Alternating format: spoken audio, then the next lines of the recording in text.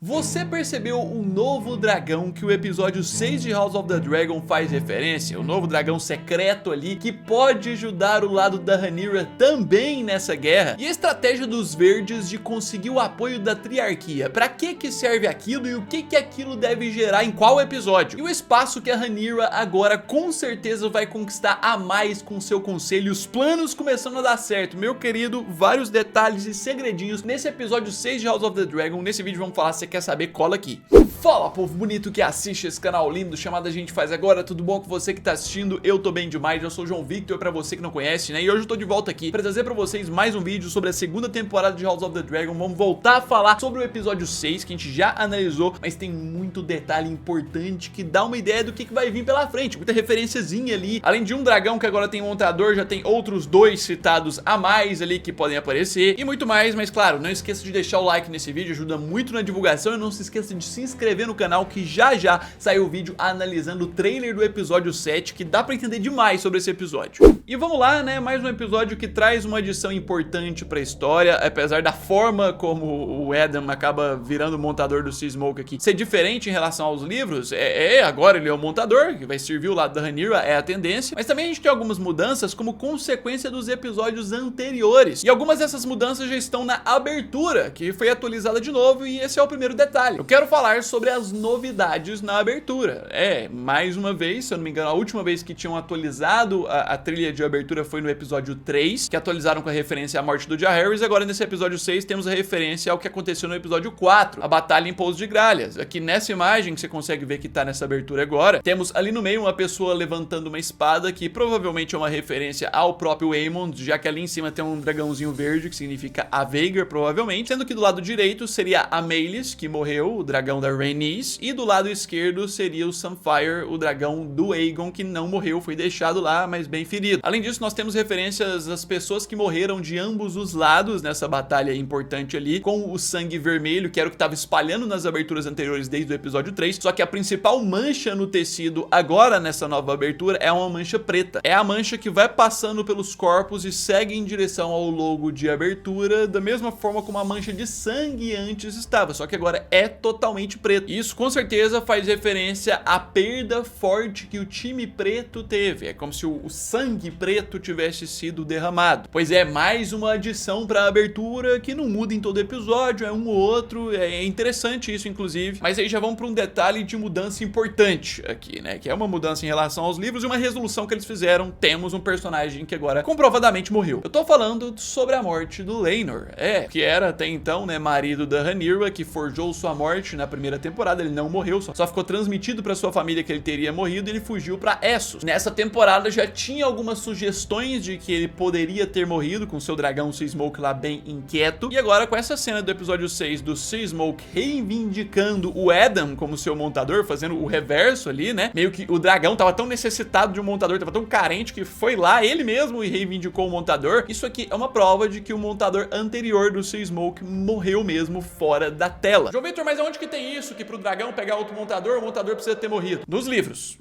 A série é baseada nos livros, várias adaptações aqui estão seguindo bem de acordo. Como eu disse, a questão do Adam montar o Sea Smoke, não é assim que acontece a reivindicação, mas lá é o Adam que monta o Sea Smoke, então apesar de algumas adaptações diferentes, segue a linha principal. O fato dele ter reivindicado o dragão, de no próximo episódio, a gente já vai até falar do trailer, ele estar montando e a Rhaenyra ir lá confrontar ele, significa que o Laenor morreu, e pode até ter esse impacto, tá? A Rhaenyra no próximo episódio vê ele montando o Sea Smoke, pode acabar sentindo e falar, meu Deus, então isso significa que ele morreu, significa que ele morreu à distância. Eu sei que alguns não concordam com essa resolução pro Laenor, mas a partir do momento que colocaram ele pra forjar a própria morte na primeira temporada, essa era a melhor resolução, era melhor do que deixar o Sea Smoke perdido lá sem montador. Pois é, e falando em montadores, esse é o episódio dos montadores, é o episódio pra ter foco neles, e isso nem é spoiler dos livros, porque já é algo trazido de antes. Eu quero falar sobre as sementes de dragão. dragão, os próximos montadores que devem ajudar a Rhaenyra, né? Esse episódio focou demais neles. A gente tem aqui na tela, por exemplo, o Hughammer, né, no meio da população. Ele é o pai que vai fazer de tudo pra alimentar sua família, ele até agride umas pessoas pra pegar suprimentos ali. A gente tem o próprio Adam que eu falei, e a gente tem o Ulf novamente, que é aquele cara que é manipulado pela mulher lá do bordel, tá lá reclamando da comida. Como eu já tinha trazido em vídeos anteriores, temos essa cena de um dos trailers, antes mesmo de sair a temporada, que já tinha revelado sobre eles trabalharem junto com a Rhaenyra. Os três aqui, ó, na ponta da mesa a gente tem o Hughammer, aqui a gente tem o Ulf, e lá do outro lado a gente tem o Adam, todos reunidos lá em Pedra do Dragão, reunidos com a Rhaenyra. Cada um deles teve o seu espaçozinho dedicado pra construção nesse episódio, já haviam tendo mais timidamente, mas esse episódio foi bem mais, e claramente isso é pra justificar o porquê eles vão se juntar a Rhaenyra naquela cena lá do trailer. Só que assim, eu não vou esquecer de uma pessoa, porque temos uma pessoa importante e é sobre ela e sobre o outro dragão, que os dragões que esses três que eu citei aqui vão montar, não é o outro que esse episódio trouxe uma referência que vai chegar. Eu quero falar sobre a chegada do Sheepstealer e sua possível montadora, né? Sheepstealer, a tradução em português ficou rouba ovelhas, que é basicamente um dragão que ainda não apareceu na série, mas que foi claramente referenciado aqui nessa cena. A gente tem a Rhaena, que tá lá na casa Arryn com os filhos da Rhaenyra sendo protegidos e tudo mais, e ela tá andando no campo aberto com o menininho mais velho ali, que é o Joffrey, quando os dois se deparam com um campão aberto todo queimado e com restos de quê? Claramente restos de ovelhas. Um dragão que vive nesses campos, que inclusive a Jaime Arryn cita pra ela, que apareceu até que de forma recente, tá lá perdido, um dragão selvagem que tem nessa região, que até dá pra dizer melhor sobre quem monta ele nos livros, que não vai ser spoiler, porque a série parece mudar isso. Não tem a personagem aqui. Agora, se você é daqueles que reclamam, spoiler do livro, não sei o que, aí fica o aviso, enfim. Essa parte literalmente tanto faz, né? Nos livros é uma personagem chamada Needles, que na série não existe e parece que já foi confirmado que ela não vai existir. Ou seja, Sheepstealer na série, que isso aqui claramente faz uma referência a ele, está sem montador ou montadora. E isso pode significar que quem vai montar o dragão é a Rhaena. Ela vai ser mais uma ali, que deve se juntar àqueles outros três que aparecem no trailer lá, e esse episódio já começa a sugerir isso pra gente. Pois é, mais um dragão pra história, os dragões vão começar a ser adiantados. No trailer do próximo episódio ainda tem outro dragão pra gente poder falar, então, rapaz, loucura. Mas aproveitando que a gente tá falando dessa referência a ovelhas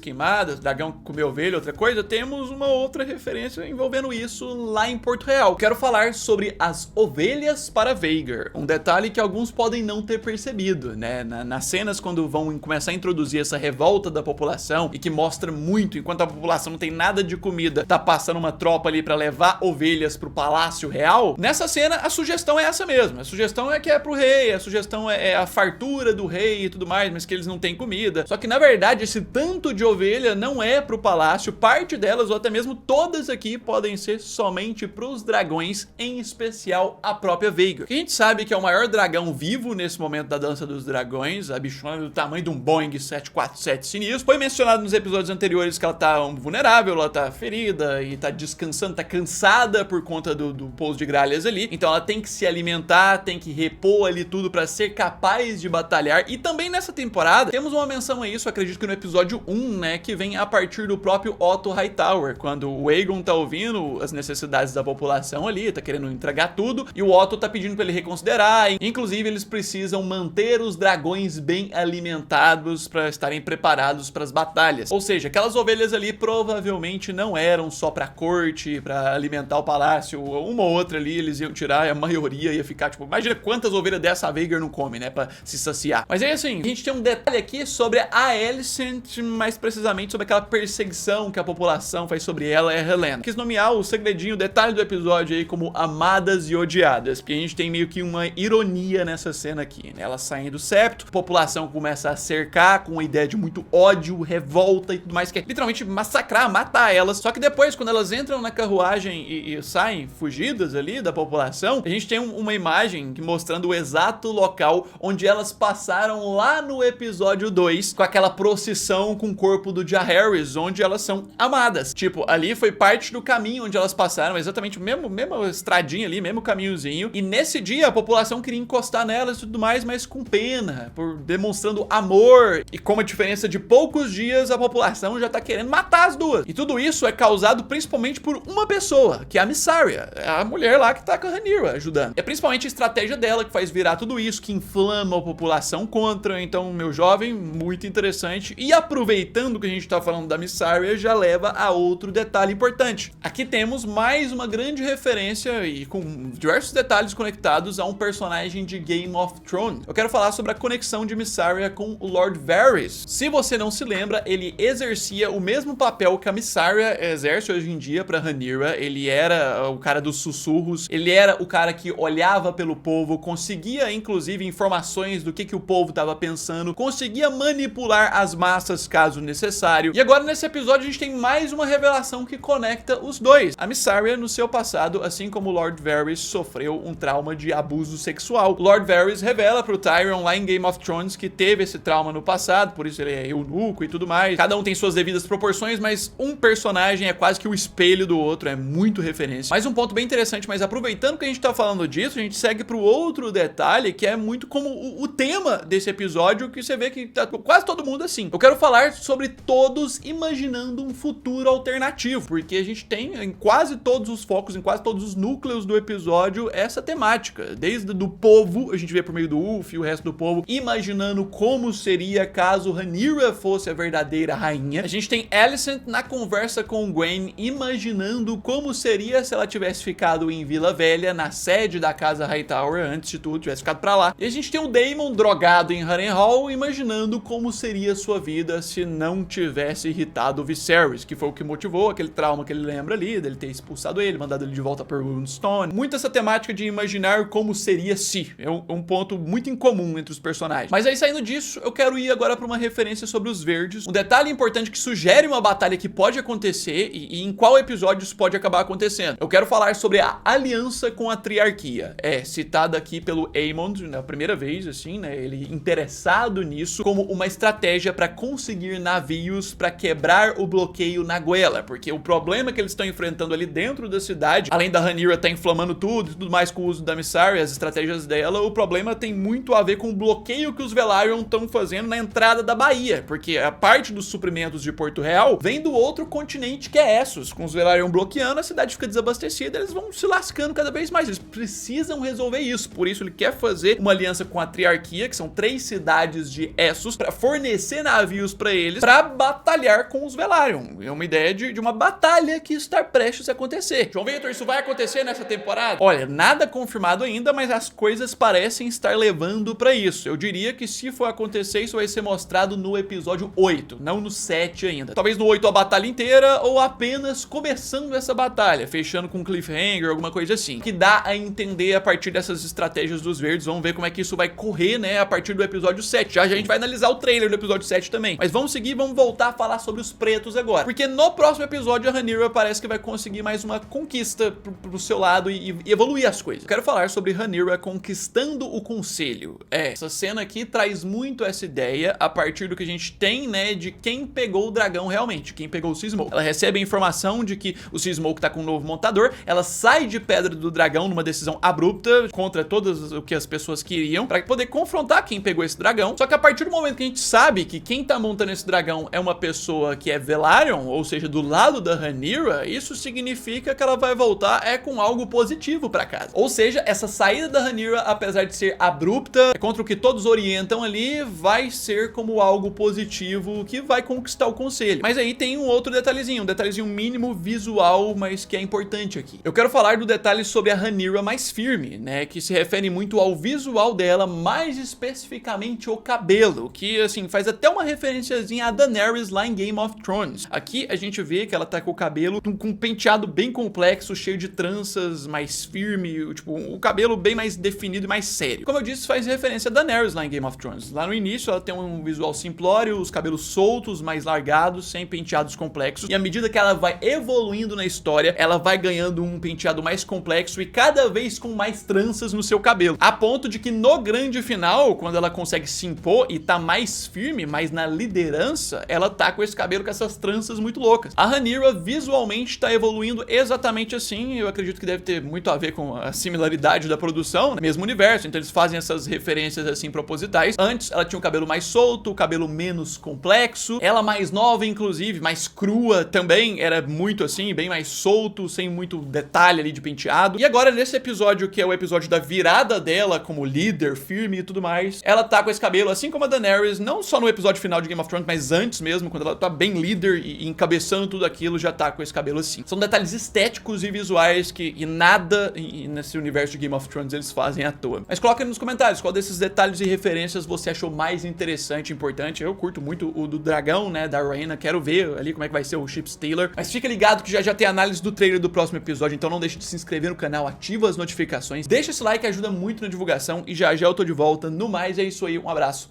fui!